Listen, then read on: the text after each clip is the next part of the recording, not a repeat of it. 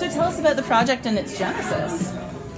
Well, yeah, Point to this guy. It's called, He came to me with the idea. it's called Everyone is Doing Great, and the title kind of comes from that stock answer that you get when you ask somebody how they're doing. And I said, I'm doing great, right? And we wanted to peel back the layers there and get into what's kind of really going on in people's lives when they're just projecting that greatness, right? And so we're doing that through these two characters, Seth and Jamie. They were on this vampire teen drama about 5 years ago that was like this huge hit, right? But it ended 5 years ago, and now they are they're kind of like, floating without a paddle. They haven't prepared themselves for the reality of their situation, which is that their careers aren't going great, and they thought they were going to be, building off of that. They thought they'd be movie stars, but they're not. They're really languishing. They're not working, and they're seeing their castmates go off and do bigger and better things.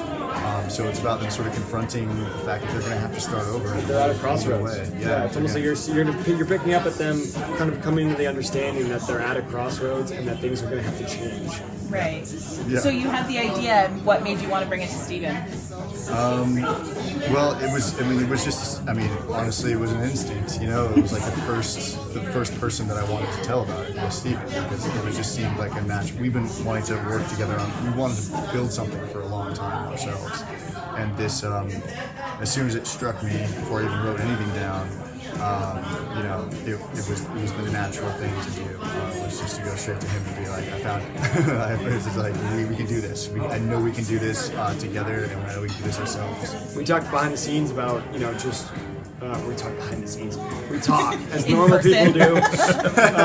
We talk about shows we like, stuff, and we have a very similar taste in comedy and stuff. While, plenty of stuff that we don't agree is good. There's a lot of similarities, and we talk about just shows that we're watching and what we're creating, and say if he's working on a project with somebody and how that's turning out, something that I'm doing, that we're doing with like just friends, our smaller kind of passion projects, we just kind of like. I think the idea of working together was always something we wanted to do. We knew, we never got to really work with each other in one tree hill. So, it was just bound to happen. Yeah. And it was cool too, because like when you go to your friend and you're like, hey, I have this idea for this thing. It's based on all these other things that we love, that I already know that you love. It's not like, you have to convince each other to do it. It's like, no, we already know what this is because we already know what has inspired us. And we share similar comedic sensibilities, so it was natural. So what are some of those shows that really inspired you? Like Doll and M on HBO, Emily Mortimer's show. Steve Coogan's The Trip is this like wonderful delight of a TV show in England, but I think it was on Netflix as a film here. The Real Rawness of Louis. Louis was another one. And then there was, Catastrophe with Rob Delaney and Sharon Horgan. That's a show that really walks the line between sadness and tragedy and comedy. And it does it really, really well and effectively. And we wanted to do that. That when we saw what they did on that show, that was like, watching Michael Jordan win a dunk contest. It was like, how do you do that? You know what I mean? Yeah. High maintenance. Yeah, high maintenance is a huge influence because of the sort of naturalistic, super grounded style that they shoot in, the improvisational style. So we had all these different influences that we were really familiar with that we really wanted to emulate. So where did you start? Well, we started with Ian and Ashley Nelms and Michelle Lang, our executive producers, and the Nelms brothers are directors that I've worked with in the past on a few projects, and they're incredible. They're incredibly talented, prolific, and hardworking. And we just knew that if we were going to do this, if we were going to star in it, if I was going to direct, if we were going to write, then we needed quality control. We needed somebody who was going to have a good, outside perspective on it, and who could be really honest with us, and who had the same standards for the quality of work they want to do in this business, the quality of art they want to make, and that was them. Yeah.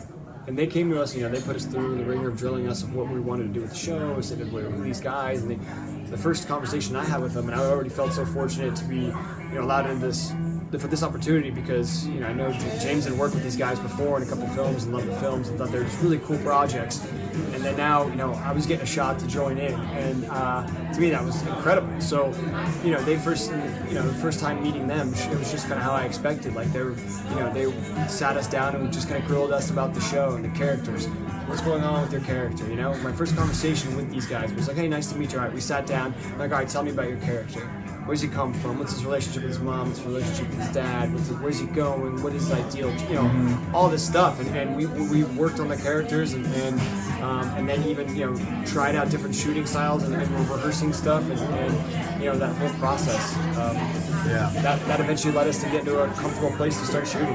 And then we had to figure out how to be our own wardrobe designers, production designers. You know, we had to figure out how to wear all those different hats, and that was really fun because, like, I mean, it gave me a whole new respect for what those departments do as well. Production design is its own like economy. It's insane how huge it is. But then, like with wardrobe, it was fun because as we were defining these characters more and more, it became like, okay, so what are these guys gonna wear, right? And then it was like for me, for Jeremy Davis, you know, he's really apathetic.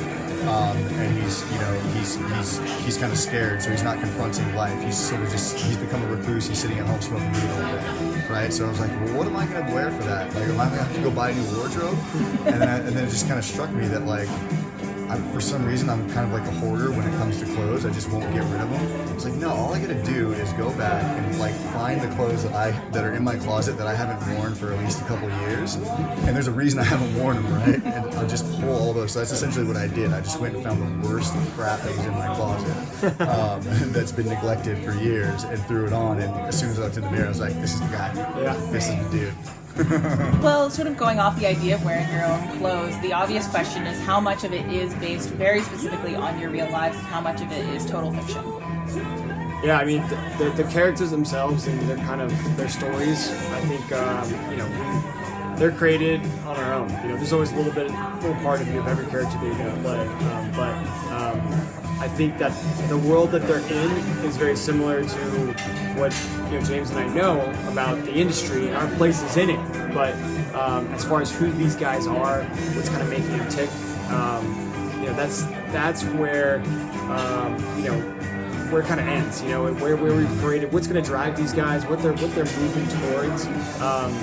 You know, that's where, you know, creating these characters and having specific backgrounds for them, backgrounds that are different from, you know, obviously Their own mythologies. Yeah, and then like highlighting certain aspects of their, you know, of our characters. You know, like for instance, my character Seth, this guy that comes from, you know, this theater background where his mom ran a community theater back in the hometown and looks at theater acting as you know, that's what he should be doing and that's what a true actor is. Meanwhile, he drops out of acting school to go into, you know, a teen drama where his mom kind of looks down on it in a way. So, you know, that's just little things like that we had a lot of time really creating from scratch, you know? And make it very specific, and then to see that, like, okay, now that all connects to the character who's trying to maybe validate himself to his mom, who hasn't looked at him the same since he made the decision to do this type of show instead of doing theater. So where are we going to go with that? Is he going to go back into doing theater? Is he going to go back home and do that? You know, my mom doesn't run a community theater back home, and not like that's not my backstory. You know, so it's why the world that where these guys are walking around in is very similar to any actor in the industry, because everyone knows going auditions or whatnot how they can be hell, and just the dynamic of it people, but who those guys are not us. Yeah, and I think that one big distinction as well is like, you know, these guys came from this show that was so huge. You know, the show was called Eternal. So think of like Vampire Diaries and just how massive that show was, what a cultural sensation it was, right? And they didn't do anything. You know, Seth and Jeremy didn't do anything to prepare themselves for what could come next. You know, they thought that everything was going to be amazing when they came out of the show, and they were going to be more successful. You know, they were going to build on it, and it didn't happen. And so they're really caught, you know, without any answers to the predicament. Whereas, you know, I think, you know, Stephen and I, we came out of One Tree Hill, which first of all is a smaller show than, you know, the fictional Eternal, right? And then, you know, we've always taken a really grounded approach to our careers. We've always known that it takes like a mountain of hard work and dedication to tell stories the way that we want to tell stories, right? So we prepared ourselves for that. So, you know, we find ourselves in this position now, 5 years after One Tree Hill, where we can like pull together our production and, you know, make our art. Whereas Seth and Jeremy don't even know who they are anymore. They don't know who they are without the show. Right. Yeah. Well, and one of the things you touch on in the pilot is this idea of fans coming up to them all the time and the way that the world sees them very defined through that lens of seeing the show. And One Tree Hill was smaller, but the fans of it were like really intense. Totally, yeah. So do you have any like crazy fan experiences that may have inspired those moments in the show that you feel like sharing? I mean, I think there's always a possibility that somebody's going to recognize you when you're having a really crappy day. You know, it's happened to me in an airport actually one time. Like I don't even really remember what it was about, but I was like in tears in an airport, and I was about to board a plane, and somebody came up to me and was like, "Can I get a picture?" And I was like, pull it together. All right, yeah, absolutely. Let's do this. And you know, it doesn't happen that often. You know, for us, you know, we have enjoyed the luxury of really flying under the radar. But you know, for Seth and Jeremy, they can't. They have to stay home. You know, if they want to avoid it. Some of the things that you talked about, especially with like the backstory with your mom and all that kind of stuff, that not all of that is in the pilot episode. So can you talk a little bit about your crowdfunding campaign and where you want to see the show go from here, and how long you want it, like how much of a plan you have for how big you want it to go? Yeah, I mean we've built out a bunch of episodes, and we have, you know, the first season completely written out. You know, we know exactly where these guys are going and where the first season ends, and that journey is very exciting because they're going to go through a lot, you know, and we've spent a lot of James and I spent months writing these scripts, and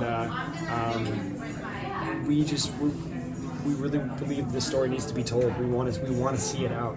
And furthermore, you know, it's the second season, the third season, we've also jotted down notes, and there's a little bit of a roadmap for those as well. So, you know, the potential is all there, and you know how far it can go, who knows? Right now, we just want one season, and then we'll see from there. But you know, we would love to take the audience on a ride of a few seasons, because we've got some really fun stuff. Like whether we're doing flashbacks from Eternal when they were on the show, we want to show show scenes from the show that are legitimately shot, you know, from the show, and they're them in a scene, to then also them, you know, behind the scenes at the Eternal, you know, show, while they're sitting in their cash chairs, like drinking a soda with, you know, the white face and fangs and blood coming down their mouth. You know, it's talking like, about their lunch. Yeah, that image to us is fun to play with, you know, and that's also a big reason why we chose kind of that background. Is like there's something physical, there's something you see, you know, that like that is what they're kind of running away from, right? Or they're trying not to be pigeonholed from is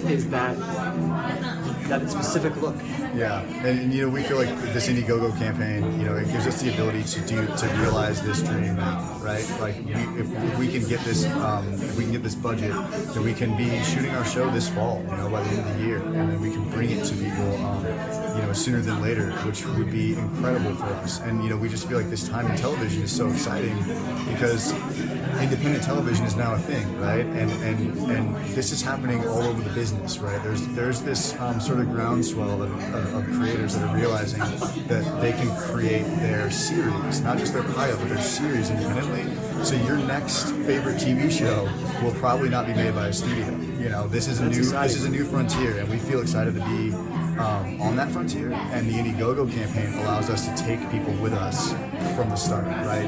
It allows us to build a community around our show, and you know, and be the little engine that could. We want to prove to people, that doesn't matter that you didn't, you know, if it doesn't take a studio to make a series, you know, like there's the resources you have now, and just the will and the community, you know, you can put together. It, you know, we want to be one of those first series that like independently found its way, found a home. You know what I mean? Yeah. If you were to make one big last pitch to fans to check out why they should check out the show and why they should donate to the Indiegogo, what would you say? I would say we've got something for you that's very shocking and unexpected. Promise you that. Yeah. That I can't promise you laughs, but I can almost guarantee that you find some fun, find some laughs in our show, and an opportunity to kind of pull back the curtain and have a unique view of how something gets made. You know, with whether it's, you know, the production diary that we have on our Indiegogo campaign. You know, you're going to be a part of it. You'll have a stamp on our series, and that's pretty cool. Yeah, you can make a unique impact on what we're doing here, and we, in all honesty, would not be here. You know, we would not be doing this campaign if we didn't believe in what we created. And you know, these festivals, ATX, screening it here, what just happened in that theater with that audience gives us all the validation and the confidence to come to you and say, we think you're going to like this a lot. So come see us at a festival, see for yourself. But if you can't, talk to those people that did see it, you know, on social media. They're reaching out to us. Come join the conversation, and we'll try to, you know, introduce this project to you as much as possible from afar.